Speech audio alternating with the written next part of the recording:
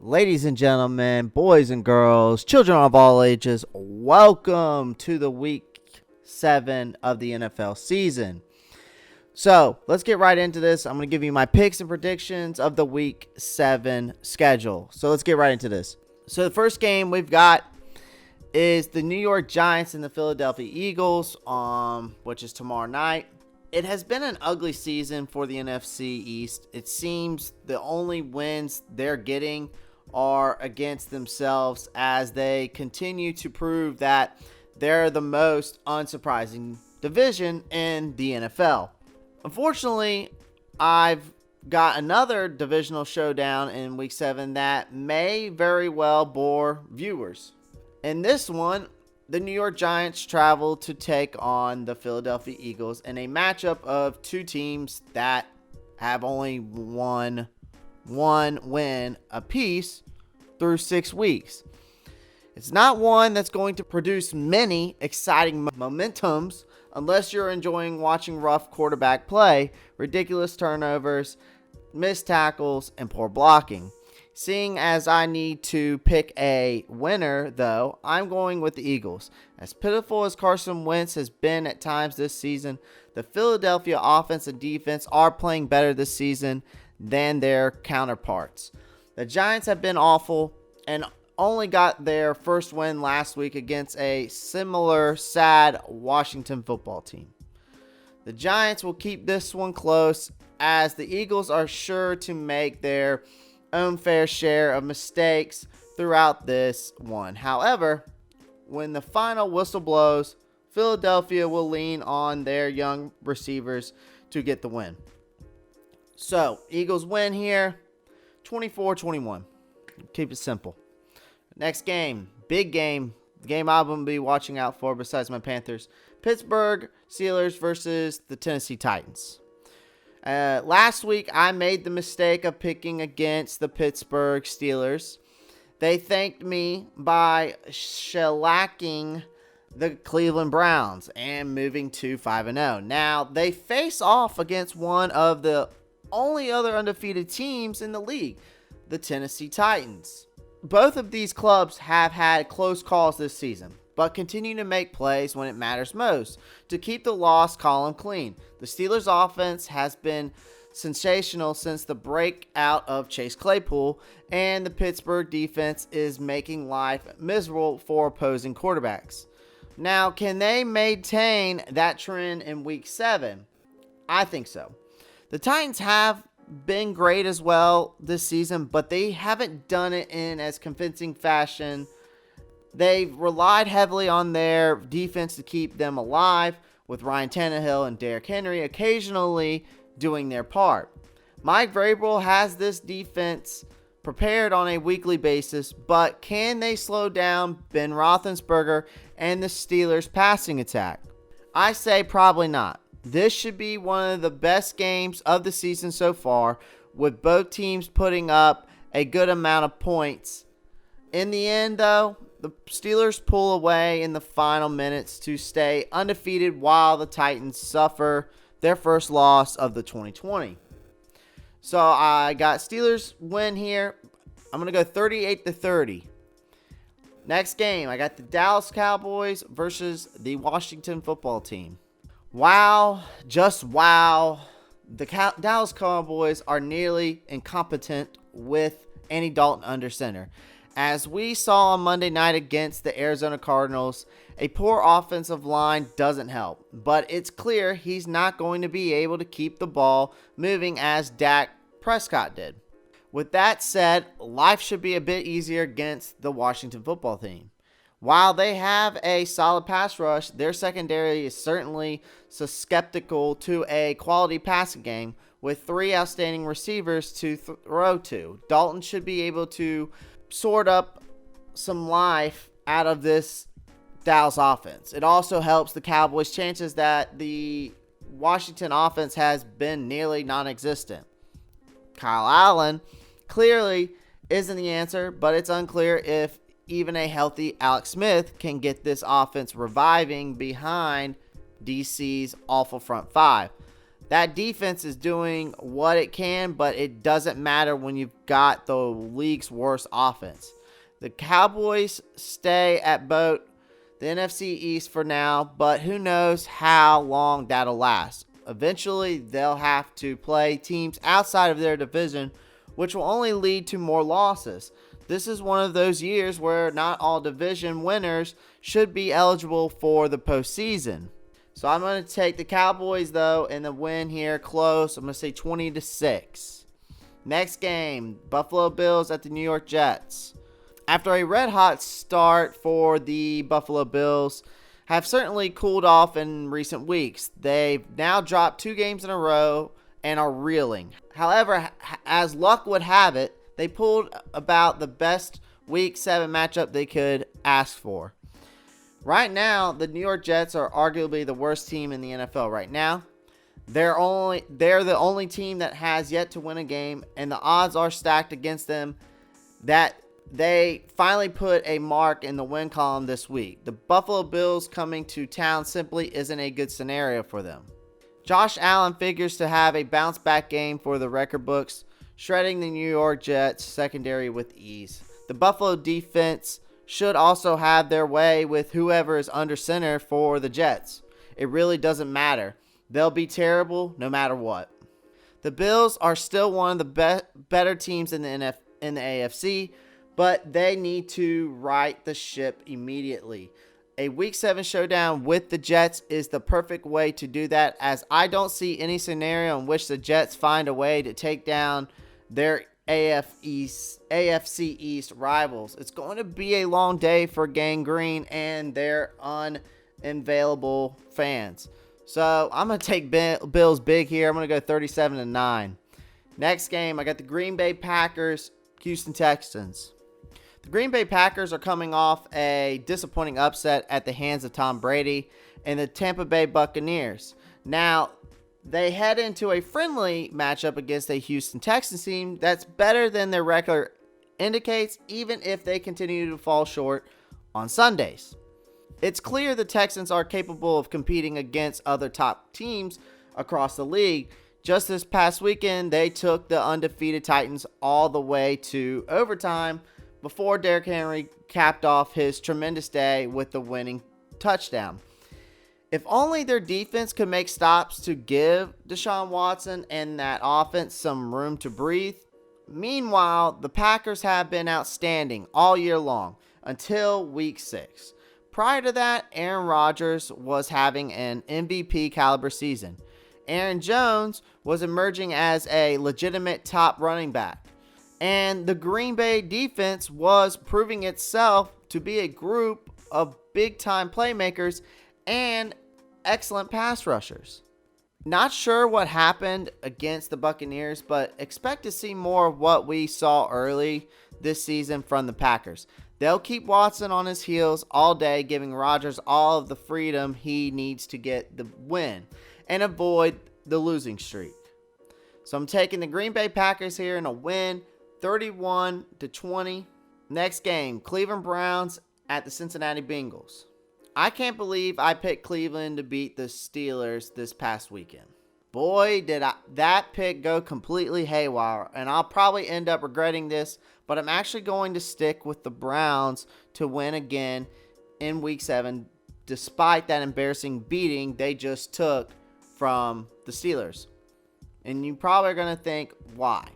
Because at least on paper, the Browns are a better team than Cincinnati Bengals. Sure, I'm rooting for Joe Burrow to beast it the rest of his season and lead this franchise to some much needed wins. With that being said, the offense isn't as explosive as Cleveland's, and the defense certainly isn't capable of keeping that type of firepower in check for 60 minutes. Now, the Browns can throw Kareem Hunt, Odell Beckham Jr., and Austin Hooper at the Cincinnati defense all game long as Baker Mayfield doesn't have another on-field meltdown like Week 6. That should be more than enough to come away with the win. Now, Burrow will do his best to keep things close, and he may actually succeed. And yet, as he has been the case for nearly every game this season, the Bengals won't be able to get it done at crunch time. Cleveland gets the win and keeps their dreams of an AFC playoff berth alive. So I'm taking the Browns here, 31-26. Next game, Detroit Lions, Atlanta Falcons. I'm sorry, but I'm not buying the Atlanta Falcons' destruction of the Vikings in Week 6 as a sign of their imminent comeback. They still have one of the worst secondaries in the NFL, and their offense is far too bipolar to rely on. But the Detroit Lions haven't played up to their potential this season, but they're getting there. They have showed up against the Jacksonville Jaguars in Week 6, putting on an offensive clinic as Matthew Stafford let it spin and the Detroit ground game did work. I'm predicting we see even more of that efficiency in Week 7. The Lions come out firing, putting up big yards early and often. The Falcons attempt to counter, but are stifled by Detroit's capable pass rush. Even though Atlanta managed to score a solid amount of points, it's not enough to keep Stafford and co. on the scoreboard. The Lions may not be a legitimate contender, but they're better than we've seen so far in 2020. A strong win against the Falcons in the start of a winning streak should earn them some respect as we inch closer to the midway point of the season. So I'm taking the Lions here in the win, 34-23. Next game, Seattle Seahawks at the Arizona Cardinals. So I like the potential of this Arizona Cardinals team. Kyler Murray could be great someday, and there's plenty of exciting young talent on both sides of the ball. With that said, there's no way I'm going to pick them to hand the Seattle Seahawks their first loss of the 2020 campaign. The Seahawks have been nearly unstoppable this season. Sure, their defense likes to bend a bit too often. Does that really matter though? No matter how many points the Seattle D gives up, Russell Wilson finds a way to make up for it. That's why the Seahawks are currently 5-0 and are looking like one of the top teams to beat in the NFC. And it's not just Wilson. He's got a stable of quality running backs to lean on and an offensive line that's improved tremendously since last year, and one of the best wide receiver duos in the NFL. DK Metcalf is not so quietly developing into one of the league's most dominant pass catchers, and Wilson is reaping the rewards of his presence. Now, the Seahawks are going to show out in Arizona, scoring plenty of points and making enough big plays against Murray and company to keep the Cardinals from finding the end zone too often. Seattle stays undefeated and solidifies its status among the league's top contenders in 2020. So I'm taking the Seahawks in the win, closer than what people probably think. I'm going to say 36-30 here. Next game, Jacksonville Jaguars at the Los Angeles Chargers. Despite the similar records, these are two very different teams right now. The Los Angeles Chargers have looked like, hands down, the best one-win club in the league, while the Jacksonville Jaguars have lost 5 straight and continue to look like a cohesive unit on Sundays. Now, the losses have certainly been a bummer. The Chargers have been pleasantly surprised by the play of rookie quarterback Justin Herbert. The youngster has shined after being thrusted into action in Week 2, quietly emerging as one of the top offensive rookie of the year candidates with his smart and confident play. Now, Gardner Minshew hasn't been bad for the Jaguars, but he doesn't have enough help. Even when his offensive weapons step up, the Jacksonville defensive lies down and gives up far too many points for the Jaguars to keep up. After they pulled off the surprise win in Week 1, it's been all downhill from this sad AFC South squad. The Chargers are clearly the better team at this point and prove it with a commanding victory at home. The Jaguars find a way to keep it from developing into a complete blowout, but they fall too far behind by the fourth and make to make any real run at it. So I'm taking the Chargers win here big, actually. I'm going to go 36-17. Next game, San Francisco 49ers and the New England Patriots. Things are not looking good for the New England Patriots right now. They have dropped 3 games in a row and are catching the San Francisco 49ers on an upswing after they upset the Rams on Sunday night. Timing is everything, and it is not on the Patriots' side right now. Jimmy Garoppolo actually looked like a quality quarterback last week, and he's got an outstanding running game to lean on when the going gets tough. The San Francisco defense isn't anything special at this moment, but it's not like they're going up against a juggernaut of an offense. The Patriots have one of the NFL's top ground games. The 49ers have been stingy when it comes to opposing runners. As long as they can generate some pressure on Cam Newton and keep the big plays to a minimum, they shouldn't have too much trouble limiting the number of times New England finds the end zone. Now, neither of these teams is looking like a contender right now, but that doesn't mean they can't get it together in the next coming weeks.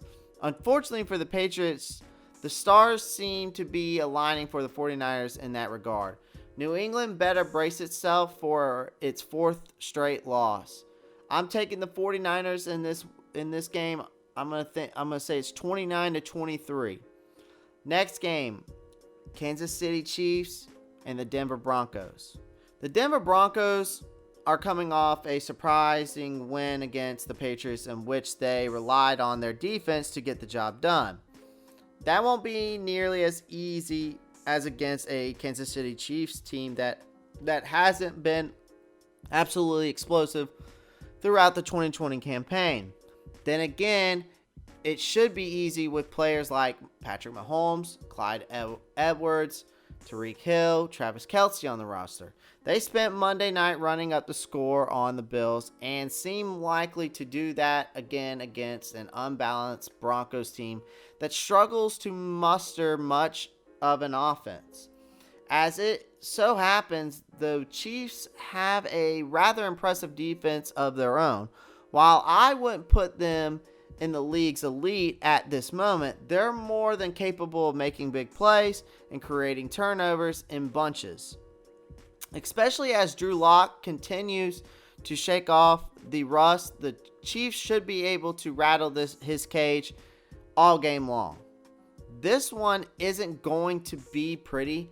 Denver may have some momentum after their Week 6 win, but Kansas City doesn't care about that. They'll bring the hurt on Sunday afternoon, sending the Broncos to 2-5 along the way. So the Chiefs are going to win here. I got a prediction of 35-17. Next game, Tampa Bay Buccaneers at the Las Vegas Raiders. Now, it's odd that this pick feels a bit bold. The Las Vegas Raiders have looked great this season and are coming off an impressive win over the previously undefeated Chiefs. Can they keep that momentum rolling and take down the Buccaneers at home? Now, it's possible, especially with the way things have gone for the Raiders this season. However, they're going to have to rely on the arm of Derek Carr and his bevy of receivers to get the job done. The Buccaneers have one of the very best run defenses in the NFL, meaning there won't be much room to run for Josh Jacobs. If what we've seen this season is any indicator, though, Carr will be up to the task. He's having a career year as an abundance of playmakers out wide, a stout offensive line, and an improved coordination with John Gruden and the coaching staff have seemed to take his game to the next level. Now, I think he should be able to do what Rodgers couldn't last Sunday. Believe it or not, the Raiders are for real in 2020. As long as they can stay relatively healthy and the defense continues to improve, we should see them emerge from the pack as one of the teams to beat in the AFC. So I'm taking the Raiders in the win here. Close. I'm going to go 27-25. All right. Next game, Monday night. Chicago Bears at the Los Angeles Rams. Picking against Chicago Bears keeps biting me in the butt. Maybe it's time I finally jump on the hype train and stop predicting they pick up their second loss of the season. It's even more reasonable with a matchup with the bipolar Los Angeles Rams on the docket. Foles seems to have given the Chicago offense the edge it simply lacked. With Mitch Trubisky under center, he's got the offense moving constantly, and the ground game is doing its part. Tie that in with the effectiveness of the Bears defense, and it makes perfect sense why this team currently sits at 5-1. Meanwhile, we can't get a clear idea of what to expect from the Rams. They come back from a huge deficit against the Bills, only to blow it at the last second. Then they struggle against the injury-riddled 49ers and suffer their second loss. Oh, and then there's the fact that their 4 wins have come against the entire NFC East, arguably the worst division in NFL. The Bears are clearly a team worth taking seriously in 2020. I'm not so sure we can say that about the Rams despite their 4-2 record. The new leader in the NFC North gets another win as they legitimize themselves as contenders. So I'm taking the Bears here with the win, 27-20. Guys, that is my NFL Week 7 picks and predictions.